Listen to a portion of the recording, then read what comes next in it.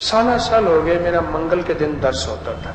एक कर्नल साहब हाजिर ड्यूटी थे, उनका नाम सलीम था और सलीम अल फितरत थे, रिटायर हो गए कब के, और मेरे यहाँ आते थे। वो मुझसे कहने लगे कि मुर्शिद मंगल का दर्स है, मैं फिर जरा छुट्टी पे चला जाऊँ। ईद की छुट्टियाँ मैंने ली हैं अपने घर में, ईद की छुट्टियों पे चला जाऊँ। तो मैंने उनसे अर्ज किया कुर्बानी है कहाँ? मैंने कहा कहाँ करेंगे? फिर घर करूँगा। मैंने कहा आपका असल घर आप बता रहे थे हरिपुर की तरफ है, गांव में है। हाँ, मैंने कहा अगर आप गांव में कुर्बानी कर लें। कहने क्यों?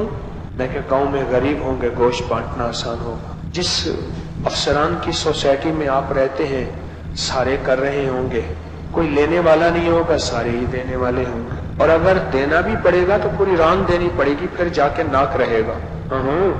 फिर नाक, मसला नाक का भी तो होता है, पूरी रान देनी पड़ेगी। ये बात तो ठीक है।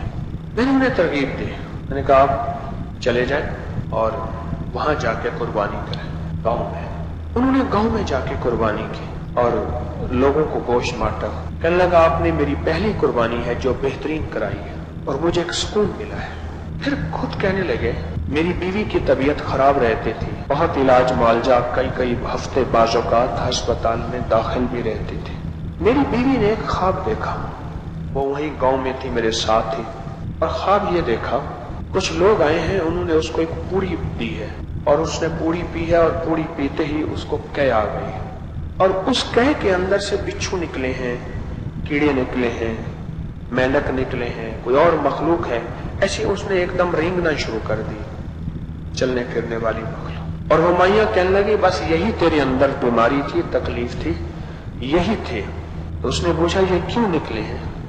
कहा कि तूने गरीबों को गोश्त खिलाया है, उनके दिल से जो आहें निकली हैं उसके अंदर से तेरे दिल से बीमारी निकल गई है। कहा मेरी बीवी ठीक हो गई है, अब बिल्कुल सेहतमंद है और बिल्कुल तंदुरुस्त है और हैरत अंगेज तौर पर ठीक है।